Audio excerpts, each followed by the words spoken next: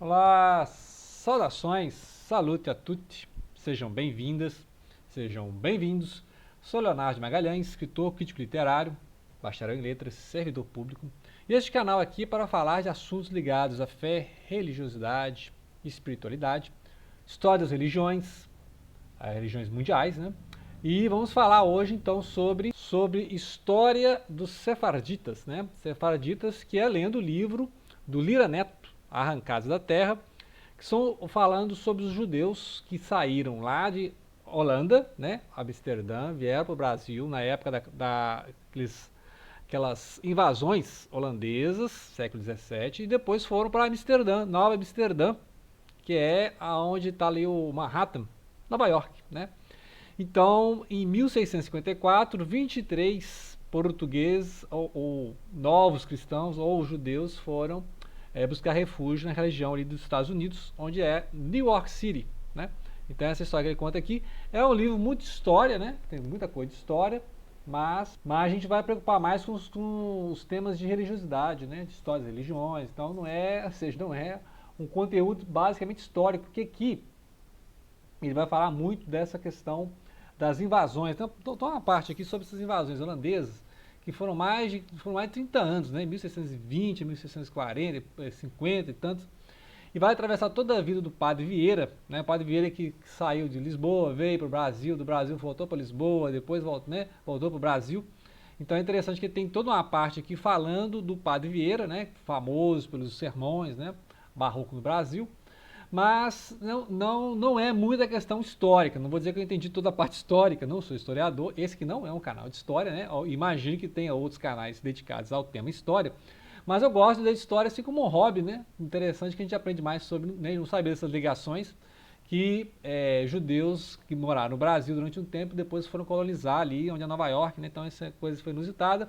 Mas foi interessante saber como é que funciona aquele contexto cultural, né? Como é que é o contexto cultural da época, por exemplo, do Spinoza, né? Baruch de Spinoza, que é um filósofo que eu estou lendo atualmente, e já tem vídeos aqui no canal sobre, né, a filosofia do Baruch de Spinoza, né? E aqui nessa época em que ele viveu vai mostrar justamente os refugiados, os sefarditas que saíram da Espanha, Castela, foram para Portugal, foram perseguidos em Portugal pela Inquisição, e aí foram para Amsterdã, no governo calvinista, né?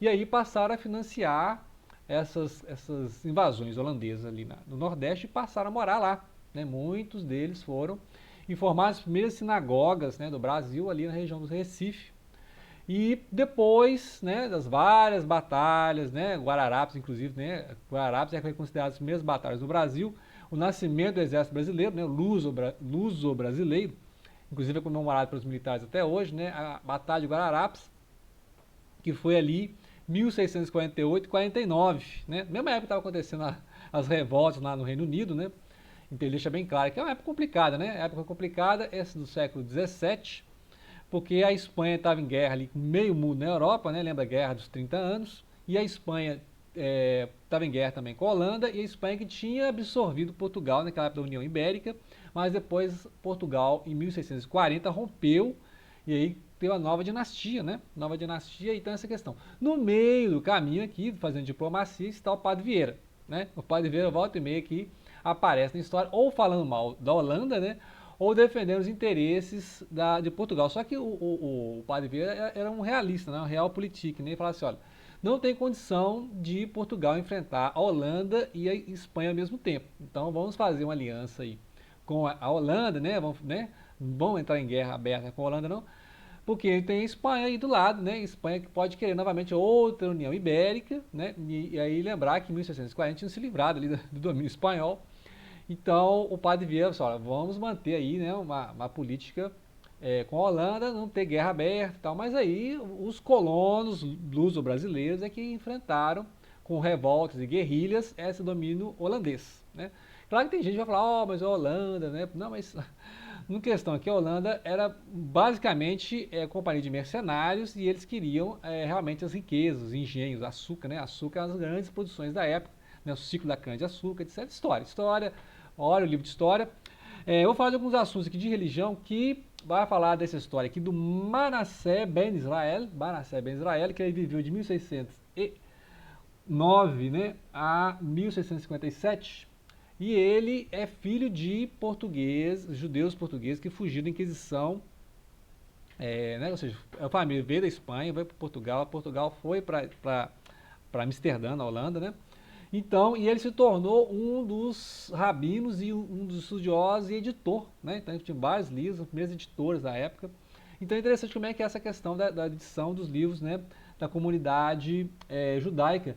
E o nome dele é Manuel Dias Soeiro, porque, né, tem o nome português e o nome judaico, né? Essa questão aí. É um dos personagens da época, interessantíssimo, antes do Spinoza aparecer, né? Spinoza fazer sucesso mais ali em 1960, né? É o Uriel da Costa, né? O Uriel da Costa tem umas ideias tanto diferentes, que inclusive incomodou, né, as comunidades lá na Alemanha, né?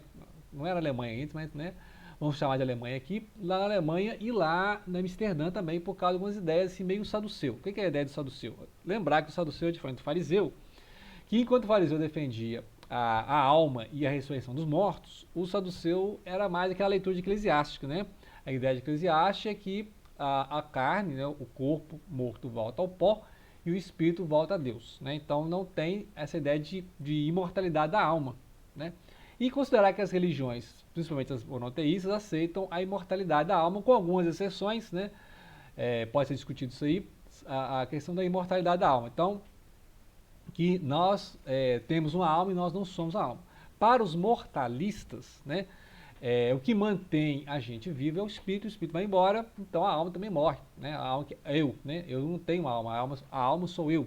Né, então nós somos a alma, nós não temos uma alma. Né, então essa é a diferença, e aí toda a discussão, ele vai lançar livros, vai ser rebatido, vai desagradar gregos e troianos, né? Muita coisa que era publicada na época não podia incomodar os líderes, nem rabínicos, nem cristãos, né? Nem calvinistas, nem católicos. Então ficavam essas comunidades sempre tentando negociar com um lado e outro, né? Então as comunidades nos países católicos, as comunidades judaicas, né? Nos países católicos e nos países calvinistas, reformados, luteranos, né? Lembrar que havia um grande conflito religioso na época, que é a Guerra dos 30 Anos, né? Então, que atravessou ali, foi meados do século XVII. E aí o Uriel da Costa vai publicar alguns livros, vai ser plagiado por outros, vai ser respondido por outros, vai ser perseguido, vai ser excomungado, assim como depois o Spinoza, né, que também vai publicar uma obra muito diferente, né? A obra do Spinoza é muito diferente, é uma sistemática racionalista, ele era muito racionalista, só que as teses dele, né, do Spinoza, né, o Baruch de Spinoza, eram totalmente contrárias às teses da doutrina judaico-cristã, né, que já discutiu nos vídeos aí sobre a filosofia e o pensamento teológico do Baruch de Spinoza, né.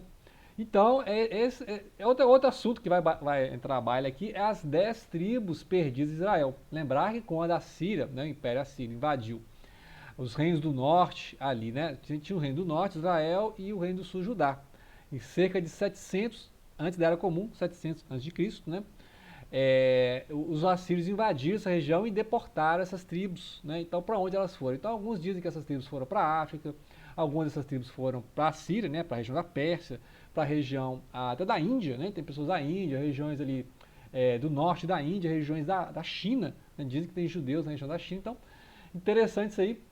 Onde estão as 10 tribos perdidas de Israel, né? Então, algumas crenças, por exemplo, igual os mormons, né? Parece que o livro de Mormons fala que essas tribos vieram, né, pegaram um navio e vieram para a América. Então, tinha índio e tinha judeu aqui, né, tribos aqui na crença, né. Não se sabe arqueologicamente se é verídico isso aí.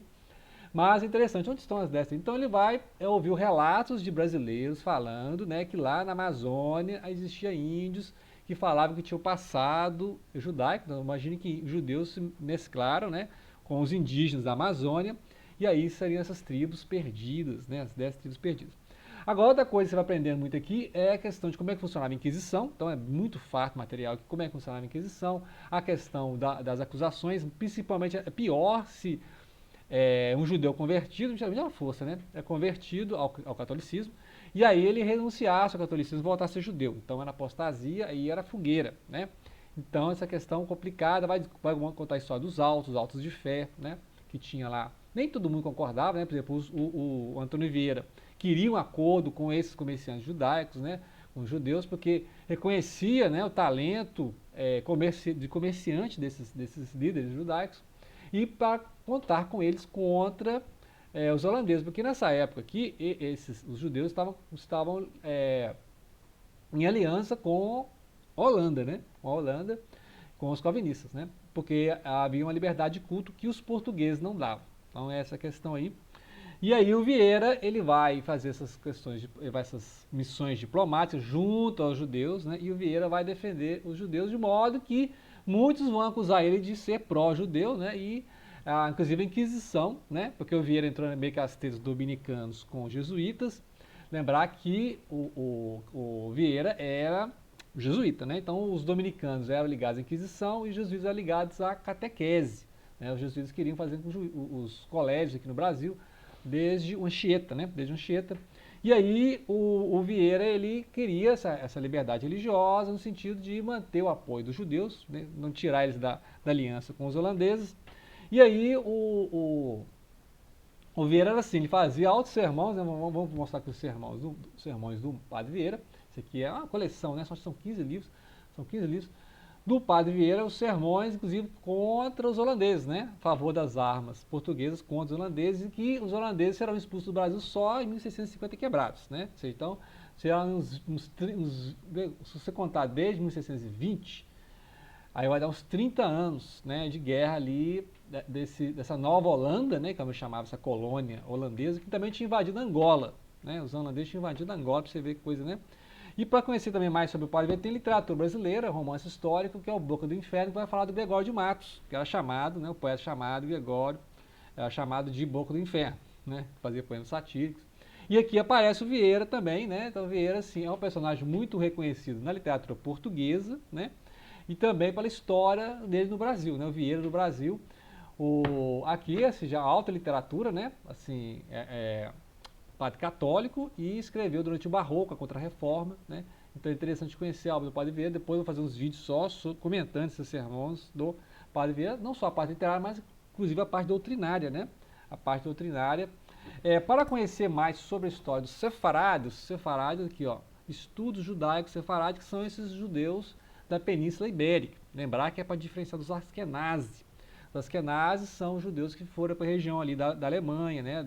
Da Áustria-Hungria, região da Polônia, da Romênia, até da Rússia, Ucrânia, né? Então tinha muito ali o judeu askenaz, né? Então é diferente do sefard, que é até a língua, né? O ladino, né? Os hinos são essa mistura de português com espanhol, né? E aí tem essa coletânea aqui organizada pela Lisley Nascimento, que da FALE, né? Faculdade de Letras da UFMG, aqui de Minas Gerais, e aí ela vai falar muitos temas, né? É interessante que os temas todos ligados a questão da influência sobre Machado de Assis, a influência sobre o Borges, né? Jorge Luiz Borges, a questão da Kabbalah, né? A transferência de conhecimento, né? O recebimento, né? Que é a Kabbalah, recepção, tem várias traduções, né? A Kabbalah judaica, como é que a Kabbalah judaica chegou nos meios cristãos e depois foi formando justamente no século XVII, né? Justamente no século XVII nós estamos falando, surgiu a Kabbalah cristã, né? Vários cristãos tiveram acesso então a esse conhecimento judaico, porque os judeus converteram ao cristianismo forçadamente e levaram o conhecimento, e passou a haver uma difusão desse conhecimento ali no século XVII, né? Rosa Cruz e tal. E aí no século XVII, né? No XVIII vai surgir a maçonaria, né? Tal como nós conhecemos, né? A maçonaria tal como nós conhecemos, o rito escocês, etc. Então é interessante, vai contar toda essa história, né? Sempre tem esses luso-judeus, né? Os sefarádios, os judeus portugueses, os cristãos novos, ou marranos, né? Esse é um nome depreciativo, pejorativo, né? E hoje tem toda a procura desses Ben Anussim, que são os filhos desses forçados, né? Os Ben Anussim têm todo um trabalho hoje de resgatar a fé desses, né? Várias pessoas com nomes, né? Portugueses, percebem sua linhagem, né? Judaica, e estão voltando para o judaísmo, principalmente do Brasil, né? Tem toda uma forte campanha dos Ben Anussim, que é justamente de recuperar essas pessoas, né? Pela listagem de nomes, né? Então, né, meus ancestrais vieram de Portugal para o Brasil fugindo da Inquisição, também foram perseguidos aqui, mudaram de nome, passaram para o catolicismo e agora estão voltando para o judaísmo, né? Então tem essa questão aí É interessante, né, para conhecer. Então fica a dica de leitura, né, do Arrancados da Terra, do Lira Neto, né, para conhecer mais a história dos judeus da Península Ibérica, né, de como é que eles saíram de lá, né, da Península Ibérica, foram para a Holanda, da Holanda vieram para o Nordeste, né, Salvador e Recife, e depois fugindo, né, assim que os holandeses foram expulsos, eles foram ali para a região de Manhattan, você vê, né, a nova Amsterdã, que é New York City, né? Então, interessantíssima essa história aí, ok? Então, obrigado pela atenção, não deixem de compartilhar.